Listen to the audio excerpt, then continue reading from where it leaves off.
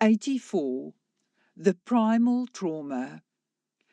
As I plummeted into the darkest, most unfathomable depths of grief, I grasped for the mystical realm. Its mysterious expanse reached up to buoy me, holding fast against the torrent of my sorrow. I had never known pain like this before, and its intensity had shattered my illusions of invincibility. Desperate for relief, I surrendered to the mystical realm, letting its divine refuge envelop me. This sacred sanctuary beckoned me to explore the mysteries beyond the fragments of my own soul. I felt an inner call to venture into the uncharted territories of my heart and unearth the hidden truths within me. I've always been irresistibly drawn to the ethereal dimensions, where the veil between worlds is gossamer thin. Here, I become a droplet in the cosmic ocean, merging with the infinite expanse of existence. Every molecule of my being is bathed in the luminous waters of the celestial realm, and the fabric of my reality is drenched in the essence of wonder, awe, and mystery. In these radiant moments, I grasp the profound truth that I am an incarnated soul, intentionally embodied to explore specific themes and experiences.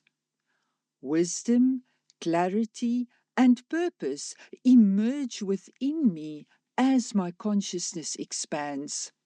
I understand that I am not a victim of circumstance, karmic debt, or entrenched patterns. I am a conscious participant in the infinite ocean of existence, transcending identity, geography, and material existence. My many mystical experiences all elude the grasp of language. They exceed my capacity to fully comprehend their profound impact and significance. Yet, with each sacred encounter, I stand in the presence of something infinitely greater than my own mortality, and surrender becomes effortless. As my soul bursts forth, I am granted increased resilience and capacity to navigate my life's complexities with renewed faith, obedience, and passion. Navigating these realms, I consistently receive more than I anticipate.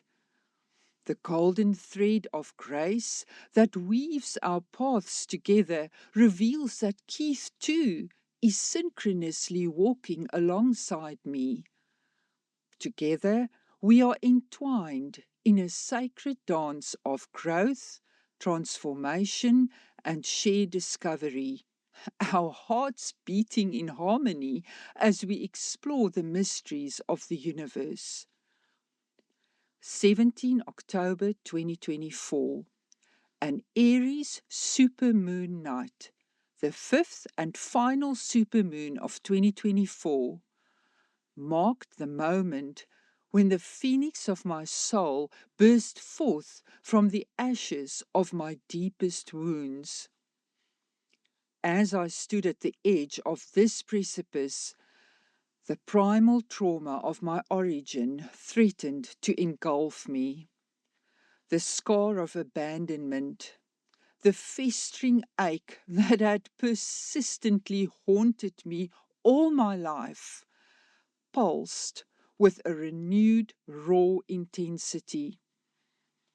I felt the undertow of this pain, a riptide that would drag me under and swallow me whole. One misstep, One careless breath, and I'd be lost in the dark depths of my own despair. But I had come too far, fought too hard to let the darkness win. Each time I'd faced the darkness, I'd emerged, scarred, but stronger, my spirit tempered like steel in the fire.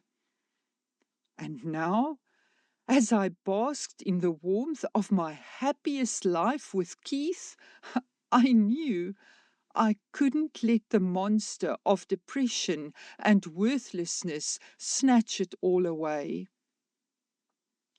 Divinity whispered secrets in my ear, promising a profound encounter on the holy mountain.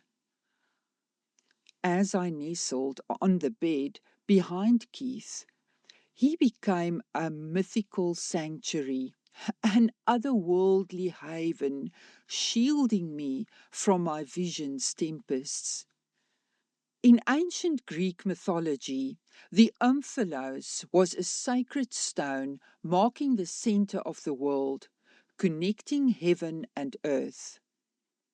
As I cowered in the shelter of his presence, Keith embodied this symbol of strength and unity, becoming my own omphalos, a pillar of comfort and solace in the turmoil. I was the fragile soul clinging to its solidity, finding solace in its unwavering presence. As I pierced the veil, sheltered by the protective curve of Keith's back, I gave birth to the pain, sorrow, and grief that had been lodged in my physical vessel ever since I drew the breath of life. The omphalos, the navel of the world, echoed the wound of my own birth, the severing of the umbilical cord that had once linked me to my mother. The release burst through my body in ripples of energy, coursing up and down my spine. I clung to Keith, my arm wrapped around his side, clutching onto him like a newborn in a womb-like sling, as if I knew that if I let go, I would plummet into an abyss of despair, forsakenness, and darkness. In that moment, I relived the trauma of my birth, the primordial fears and anxieties that had imprinted themselves on my soul. The emotions that flooded me were overwhelming. Paralyzing fear, crippling anxiety, earth-shattering depression, intense hopelessness, excruciating loneliness, and utter abandonment. Words faltered, inadequate to capture the depths of my anguish. When my lifelong guardians, my words, fled in the face of this ferocious encounter with truth, I knew with the deepest sense of inner knowing that I was birthing the unfathomable. The soul-crushing and indescribable burden of grief and sorrow that had been lodged inside me. This primal pain had been with me my entire life, a fundamental part of my being. The loss of my two children, though devastating, was not an original wound, but rather a mirror expression of the mother of all pains that was lodged inside my psyche. As I lay sheltered behind Keith's back, the tears I cried were a deluge of anguish, a torrent that eclipsed every sorrow I'd ever known. In this vulnerable state, I felt myself being pulled back into the depths of my own birth trauma. I was once again a fragile newborn, gasping my first breaths in a world that seemed determined to suffocate me. Every cell in my tiny frame yearned for the warmth of my mother's voice, the comfort of her loving arms, and the nourishment of her life-giving breasts. But there was only silence, only emptiness, only fear, only paralysis, only abandonment. In that desolate landscape, the demons of depression loomed, their dark tendrils reaching out to snuff out my fragile, flickering flame. Yet, in the face of such overwhelming despair, I discovered a spark of courage that refused to be extinguished. It was a raw, unyielding will to survive, a bravery that flowed through my tiny veins like liquid fire. I felt it with every fiber of my being, the weight of courage born from the sheer force of will that had propelled me through those first perilous days. In the moment I took my first breath, I knew I had to let go of the fragile, frightened soul that had been Marinda Koch. As I exhaled, my life force began to ebb away, a fleeting flicker of existence suspended between the worlds. In that moment, my sense of self shattered. My fragile, fragmented identity was left to drift in the void, unmoored from the maternal love and nurturing that was my birthright. In the crucible of existence, I was melted down, my very essence reduced to its most fundamental form. For 5 eternal days, I hung, suspended, a soul without a name, a heart without a home. I was Baby X, a temporary designation, a placeholder for a life yet to be claimed. The fires of transformation burned away the remnants of Marinda Koch, leaving behind a residue of pure potential, waiting to be shaped and molded by the love and devotion of those who would soon become my family. Then, like a phoenix from the ashes, I was reborn. Fred and Corrie Coetzee, those earthly angels, enveloped me in their boundless love. With every tender touch, every whispered promise, and every nourishing drop of their devotion, they coaxed me back into being. As Elmarie Coetzee, I arose, reborn of their unconditional love, forged in the fire of their parenthood, and tempered into a resilient, shining soul, strong enough to withstand life's trials, yet forever branded, seared with the fierce imprint of the crucible's transformative fire. As I navigated the complexities of my dual identity, I came to understand that my entire life had been a battle to bridge the gap between Marinda Koch and Elmarie Coetzee. 2 identities, 2 names, 2 lives, forever intertwined, yet paradoxically forever separated, a perpetual echo of the fragmented self that had haunted me for so long. The trauma of this dichotomy, the loss of identity, the death of self, had seared a permanent scar on my soul, a branded reminder of the fierce and transformative fire that had shaped me.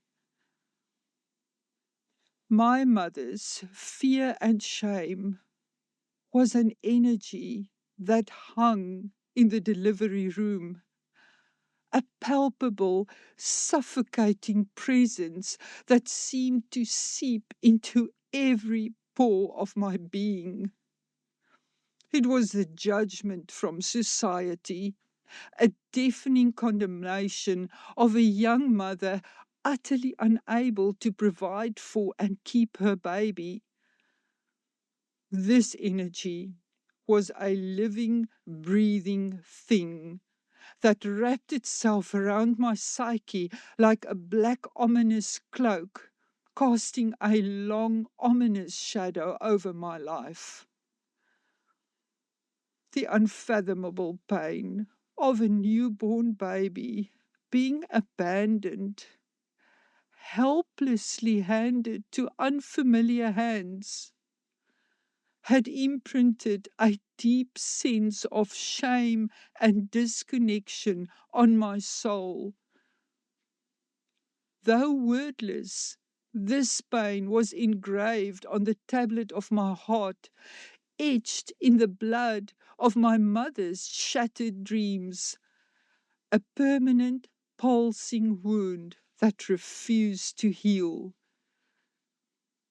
The loss of my legacy, my birthright, my identity, had been a permanently open and gaping wound that I had carried for a lifetime, a constant reminder of my rejection and abandonment. Yet, despite the severed cord, despite the trauma and the pain, I had pushed on, driven by a fierce determination to survive, to thrive, and to reclaim my true self. And in that moment, as the tears dried on my cheeks, I knew that I had finally found the courage to confront the depths of my own pain and to emerge reborn into the light of my true identity. And I understood fully, for the first time, the fullness of my experience 23 years ago, as I had first shared in an earlier chapter. On 16 November 2001, when I had felt the inexplicable pull to visit the local cemetery and had received this profound message. Alyosika, today you sit at the beginning and end of your life. It is death and birth in me simultaneously. Believe as I show you. Your destiny as Marenda Koch would have been early sexual molestation and death, a short, troubled life. You were redeemed from that fate through financial means, sold for gain. That's why prosperity eluded you. You felt enslaved to money. This morning, I take your destiny into me and transform it. I wash away your past, your destiny as an adopted child in the earthly realm, and anoint you with the awe-inspiring fragrance of my presence. I reconcile Marenda Koch, Elmarie Coetzee, and Alyosika within me, uniting you in wholeness. We are one. Alyosika, my gift to you is the faith I have in you, the seed I've given you this morning. It's the faith that you will reach your destiny in me, fulfilling the true and full potential of all I've placed within you. I have faith in you. Let it sink in. As the intensity of those fleeting glimpses of eternal truth subsided during the course of the evening, I knew with utter undeniable certainty that when I awoke on 18 October 2024 and beyond, I would emerge transformed, forever changed by the experience. The promise whispered to my heart 23 years ago, Alyosika, my gift to you is the faith I have in you, had finally come to fruition. The fault lines of my past had shifted, and I was poised at the epicenter of the seismic waves of my cathartic rebirth.